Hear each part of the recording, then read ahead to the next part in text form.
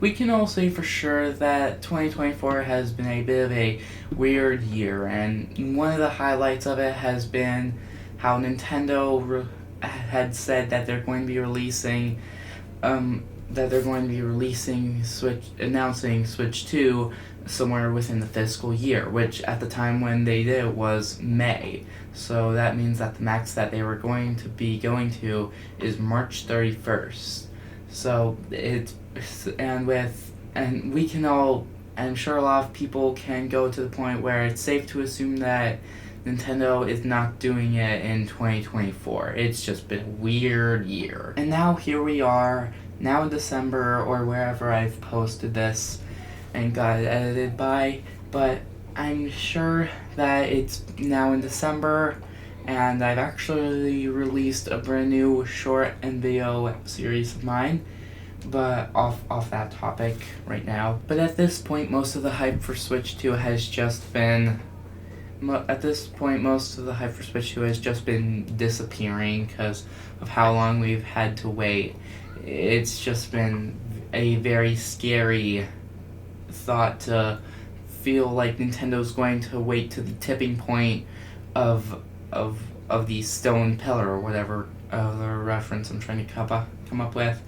But yeah, they're just going right to the edge of it, because I feel like it's safe to say that Nintendo is not going to be doing this Nintendo Switch 2 thing in 2024 in December, probably, because if they did it now, then they'd mess up their holiday sales, because I believe that there's this new Nintendo Switch version that comes with a downloaded version of Super Mario Bros. Wonder, and I'm sure a couple of people would like to get their hands on that. I mean, I'm completely fine not getting it.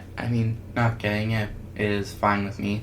But what is Nintendo Switch 2 going to have that's unique, and what games will it have?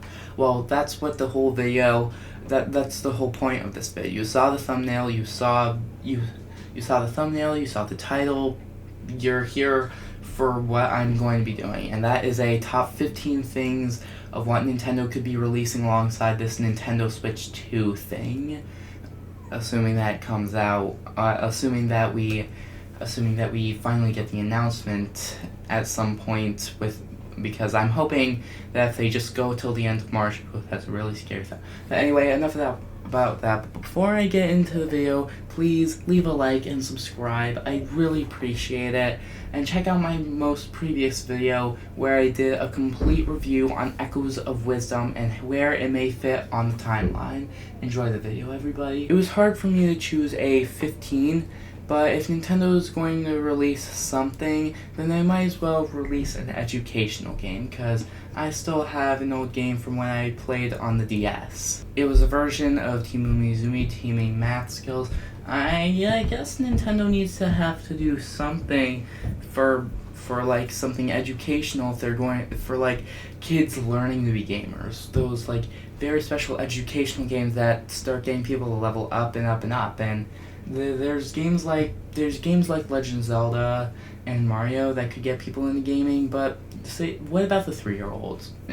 So a number 15 would have to be a team. No, not. It would have to be It would have to be an educational game of some sort. I'm not saying that we'll 100% need it, but that's why I put it at top 15. It's the least of the things that we'll need. A number 14 was a little bit hard to come by, so I had to do a little bit of thorough examination to figure out what we need for what separates Switch 2 from Switch 1, because we all know that for example, we all know that that consoles like the Wii have the successor to the Wii U, or the DS has its successor being the 2DS and 3DS. Now we're gonna have Switch and Switch 2. What's going to make it special? What's going to make it unique? That's why I've placed it at number 14. If it doesn't have anything we need to make it unique, like more touchscreen capabilities, and it's gotta have something new, something, even the smallest something that makes it stand out from its past generation. Do you know what I mean? I hope you do, because yeah, that's number 14, everybody. Number 13, I had to think long and hard about this. And I wasn't sure if Nintendo would actually need this, but I was thinking, please don't hate me for this, Nintendo Switch Online. And we all know that the regular Nintendo Switch Online account is, well, something, but the expansion pass is just trash. Let's all be honest here. I feel like it'd be a personal no-brainer to go for the year-long account, because that's kind of what I'm doing for the expansion pass instead of paying that ugly $60 a month, because once we bought the DLCs for the games like Splatoon 2 Octo Expansion, and let me just say that I don't think many people are playing Splatoon 2 anymore because we have Splatoon 3. So why? The Switch Online comes with pretty cool perks, and that's arguably good, and while the expansion pass just has the 3 emulators which don't have separate price tags, but the DLCs are what actually add the price tags. We're paying $60 for DLCs we can buy separately just for emulators. That's all we're doing, which is pretty sucky. So Nintendo really needs to get their minds straight with the expansion pass. Give us new levels. Give us actual worth it levels for Nintendo Switch Online. I mean, I really like the idea.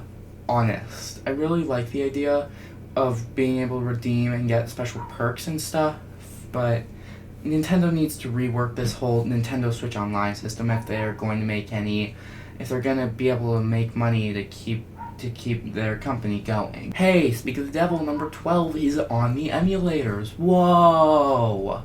The NES, SNES emulators, and Game Boy emulators are all fine. They're just another one of the perks for getting Nintendo Switch Online. But the emulators on Expansion Pass, I mean, I have the Expansion Pass now, but I mean, I'm a little bit specific about my games, and some of the games I just don't, on the N64 and Game Boy Advance, I don't really choose as my go-to much. I mean, maybe if we threw in, like, the Sonic Advance trilogy in there, and maybe, I don't know, what would go on the N64. I mean, maybe, like, some of the games that we would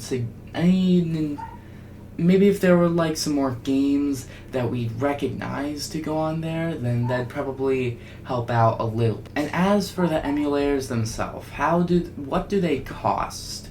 Well, they're not all that worth it price-wise for how you're actually going to be able to play them.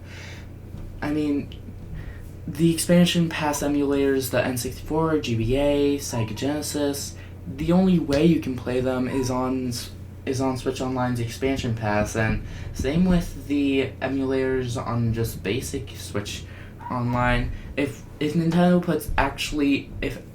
puts actual price tags on those, I would totally buy them. It'd totally be a lot more worth it than needing to pay that ugly price. It'd be so much more worth it than needing to pay that ugly price for stuff I probably already have, and some free emulators. Nintendo, you've got to do that. Put price tags on your emulators if you want people to actually play them. Number 11, the controller situation. We know that we have the handheld console. We have the Nintendo Switch is one of the main features of the Nintendo Switch. The whole point of the Nintendo Switch is that it can switch and transfer between being a home console and a handheld console. So of course we're gonna have the handheld controller battery type. But what about when we're home playing? What if we have the kickstand up? What's the controller situation going to be? Well, the controller situation, of course, is going to be Joy-Cons. What are we going to get, like a Pro controller like we did for like Wii U and regular Switch and the Wii Classic controller? Actually, what I would like to, and And let's also keep in mind that Nintendo, I think, released some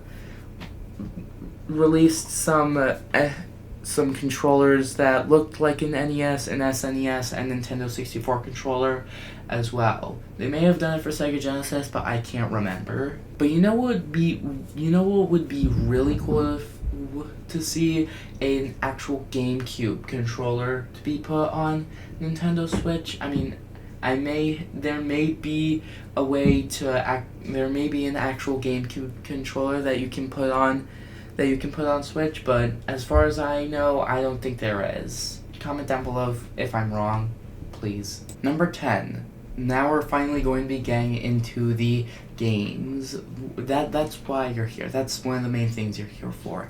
What games are going to be on this new console? Well, I put this at number 10 because it's something I'm sure we'd like to see again, but we could live without. And that would be a Mario and Sonic crossover game, which the Mario and Sonic Olympic Games series ended in 2020. I had the 2020 version of Mario and Sonic Olympic Games, but it just ended. Nintendo pulled the plug on this Mario series. No more Mario and Sonic Olympic Games anymore. Not 2024 Paris, unfortunately, as much as I'm sure a couple of people would want it. But then again, they're all vaguely similar, so no. But just think of Sonic and Mario teaming up again. That would be so cool to see in like a 2D. No wait, what if we got like a Mario and Sonic crossover game that was like in 2D or 3D, where we could like switch between different characters to play certain levels. That would be flippin' cool. But I'm not holding my breath for something like this. If we do get something like it though, I'm totally gonna buy it. Number 8, Game & Watches. Now this has nothing to do with Nintendo Switch 2, but I might as well thought I should bring it up. We got a Mario Game & Watch featuring Mario Bros. 1 and the Lost Levels, and we also got one featuring a top-down 2D Zelda game, featuring the top-down 2D Zelda game Legend of Zelda 1, Legend of Zelda 2, and Legend of Zelda Link's Awakening. Oh yeah, Nintendo just leaves other old classics hanging, like, what if we got, like, a Kirby Game & Watch featuring, first two Kirby's Dream Lands and Kirby's Adventure. Now that's something I'd play. And what about Pokemon Gold and Silver and Pokemon Red, Blue, and Yellow? Those are games I would play.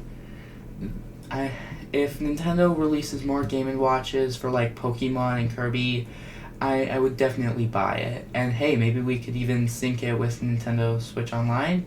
You have to throw some type of relationship into Nintendo Switch too, right? I don't know.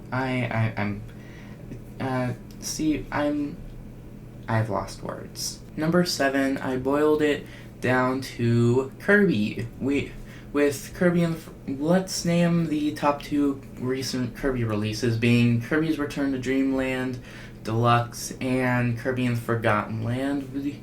Both of these 2 games are the most recent releases in the franchise. So let's just hope that whatever Nintendo does for Kirby should also get a 3D treatment. And let's not forget, Kirby is one mysterious guy who is apparently a star warrior made to fight Nightmare. At least that's what's found in the Kirby Right Back at Ya show from 2001. It's available on Google Play if anyone wants to watch it.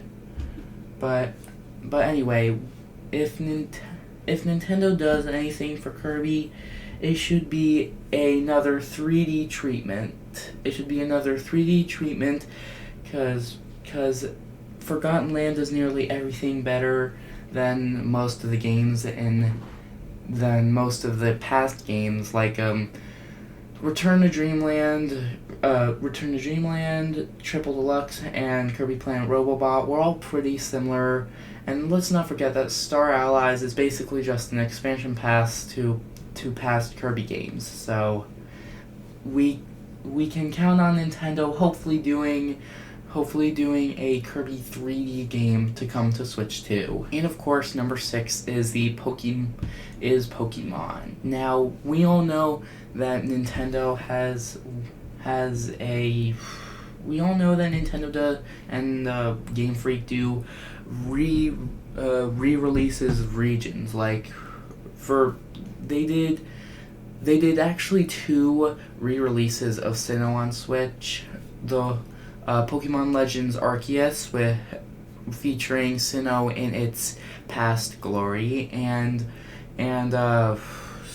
the re-releases of regular Pearl and Diamond and Pearl, however it's said. And let's not forget that Let's Go Pikachu and Let's Go Eevee are also re-releases of Kanto, but they don't even feature the up-to-date evolutions of Pichu and Pikachu, and it'd be pretty cool for us to get a re-release of Kalos, which is what I assume Pokemon Legends ZA would be for, because I've heard Nintendo Land talk of it a number of times.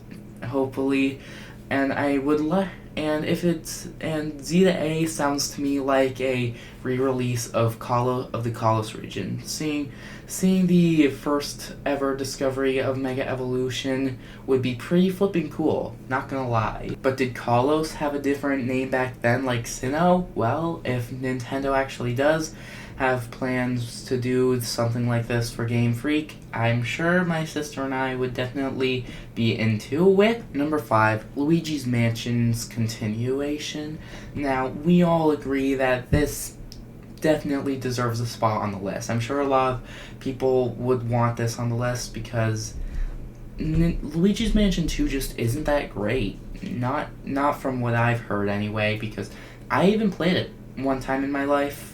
I played it for like, I don't know, 5 minutes, 10 minutes before putting it down, and after that I never saw it again. I mean, like the day after I wanted to try it again, but I never got the chance, and it's probably best that I never played it because I don't think that's great of a game, honestly. If there was a way for me to rank the three Luigi's Mansion games plus the remakes, here's how I would rank it. Luigi's Mansion 1, Luigi's Mansion 3, Luigi's Mansion 1 3DS, Luigi's Mansion 2 Switch, and Luigi's Mansion Dark Moon. It's the only right way to rank them, everybody, because Luigi's Mansion is golden. Luigi's Mansion 3 is better than Luigi's Mansion 2. Luigi's Mansion on the 3DS could use a bit more, let's just say, that wasn't fit to be put on the 3DS handheld console.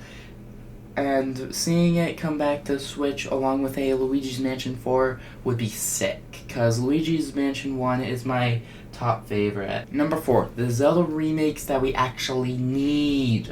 This is why number 4 is definitely the right spot for talking about the Zelda remakes we need, which I have to say they're definitely needed right now, right here.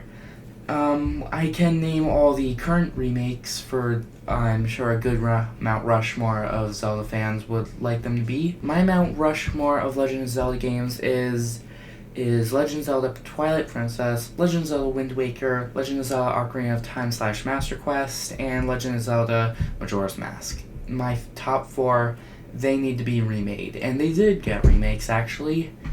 Twilight Princess and Wind Waker got Wii U HD remakes, but that doesn't make any sense. I mean, Twilight Princess got its remake on the Wii, which makes no sense, because I believe Wii had backward compatibility towards the GameCube, so it makes no sense why Nintendo would do that. And then there's Wind Waker. It's a great game and deserves a remake, and this is what we've all been waiting for. An Ocarina of Time / Majora's Mask remake. Let's be honest. Ocarina of Time has its flaws, but is overall a great game. And as for Majora's Mask, it's dark and hurtful, and it makes you wanna... It really engages you, and people either absolutely love it or absolutely hate it.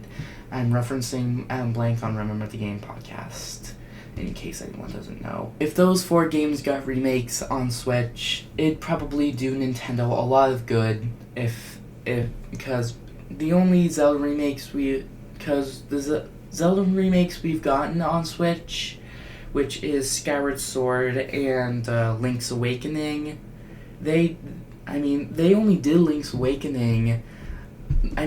I mentioned this in one of my previous videos. They released Link's Awakening as an actual cartridge so that they didn't need to put it on Switch Online, like they did with Super Mario RPG, I believe. And I'm sure that there's a couple of other games I'm forgetting, but I don't have time to list them all because I just don't have time. I'm sorry, everybody.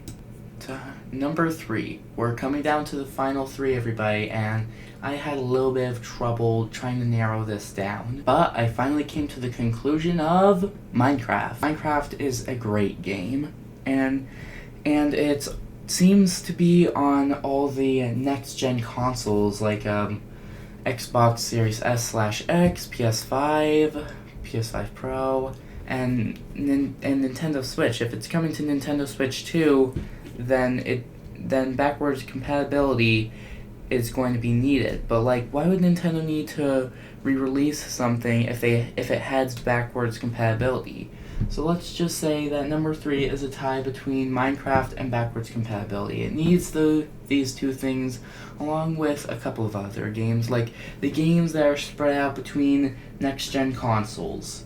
Games that are spread out between next-gen consoles and backward compatibility tied for 3rd place. In the end, number 2, Splatoon 4. Now, we all know that our final Splatfest was the Splatoween Splatfest, unfortunately, but that's pretty much the last original Splatfest that we're getting, and from now on, it's just going to be seasonal Splatfests getting reruns, which is quite disappointing. But the real final Splatfest we got was the Grand Festival featuring the 3 Pop Owl stars, and I got my butt kicked.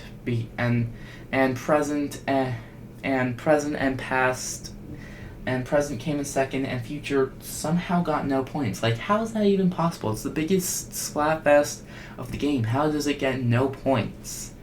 It just makes no sense. But looking back at Splatoon 1 and 2, the last Splatfest seemed to somehow affect the next game on even the tiniest thing. Like, Marie versus Callie. Marie ended up beating Callie, and then Callie ended up needing to be rescued by Marie because DJ Octavio put Hypno Shades on her. And then there's Chaos versus Order via Marina versus Pearl.